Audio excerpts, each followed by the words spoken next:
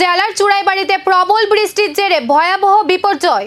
বৈদ্যুতিক টাওয়ারের guard wall ভেঙে পড়ে মারাত্মকভাবে ক্ষতিগ্রস্ত হলো একটি বসতবাড়ি। তবে বড় ধরনের দুর্ঘটনা এড়ানো গেল অল্পের জন্য। ঘটনাটি ঘটেছে চুড়াইবাড়ি থানার পূর্ব চুড়াইবাড়ি গ্রামের ৩ নম্বর ওয়ার্ডে। প্রবল বৃষ্টির কারণে 11 কেভি বৈদ্যুতিক টাওয়ারের গার্ড ওয়াল ভেঙে স্থানীয় বাসিন্দা আনোয়ারা বেগমের বাড়ির উপর পড়ে। ঘটনার সময় বাড়িতে কেউ না থাকায় বড় ধরনের প্রাণহানি এড়ানো সম্ভব হয়। তবে রান্নাঘর ও বাথরুম সম্পূর্ণভাবে ভেঙে যায়। ঘরে টিনের ছাউনি ক্ষতিগ্রস্ত হওয়ার পাশাপাশি হাঁস মুরগির মৃত্যু হয়েছে বলে জানান বাড়ির মালিক। ভুক্তভোগী আনোয়ার বেগম অভিযোগ করে বললেন, টাওয়ারের মাটির ধস নিয়ে আগেও একাধিকবার সমস্যা দেখা দিয়েছিল। বিষয়টি কর্তৃপক্ষকে জানানো হলেও কার্যকর কোনো ব্যবস্থা নেওয়া হয়নি বলে তার দাবি। ঘটনার পর তিনি ক্ষতিপূরণের দাবিতে স্থানীয় প্রশাসন ও পঞ্চায়েত প্রধানের দ্বারস্থ হয়েছেন। বর্তমানে পুরো এলাকায় চাঞ্চল্য ছড়িয়েছে এই ঘটনাকে ঘিরে। আইয়া দেখি যে টাওয়ারের যে গাডওয়ালটা আসলো, গাডওয়ালটা ভাঙি একদম গড়ের উপরে আই গেছে। তাই নোর বাথরুম থেকে লইয়া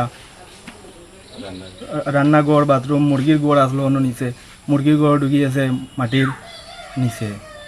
মুরুগুরুক মর সন্তানো বাথরুমের একদম ট্যাঙ্কি উঙ্কি ভাঙি গেছে।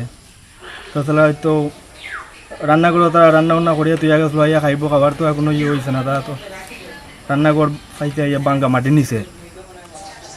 কি নাম তাই? আনোয়ারা বেগম। কোন পঞ্চায়েত এটা? চুড়াইবাড়ি পঞ্চায়েত, পূর্ব চুড়াইবাড়ি। তো কোনো কর্তৃপক্ষরে তারা জানানি হয়েছে? কর্তৃপক্ষরে জানানি হয়েছে। তারা তো কিছুদিন আগে আইছিল, আইয়া দেখিয়া গেছে যে তারা কইল যে উপর লেভেলে তারা খবর জানাইব, কিন্তু আর তো কোনো আশ্বাস তারা দিল না বা তারা কেউ আইসেও না এখনো। এটা তো তারার গাফলতির কারণে এই পরিস্থিতি। আজকে এই ফ্যামিলি যদি বাড়িতে চাইলে তার কি অবস্থা হইতো আছে, তারা তো আসলো রেখার কাছে, যেহেতু তার প্রাণ রক্ষা হয়েছে। ভেঙে পড়ল গার্ড ওয়াল, ধসে গেল বসতবাড়ি, কিন্তু প্রশ্ন উঠছে বারবার অভিযোগের পরও কি টনক নড়বে কর্তৃপক্ষের, নাকি আরো বড় বিপদের অপেক্ষা করছে? সেই দিকেই এখন নজর এলাকাবাসীর।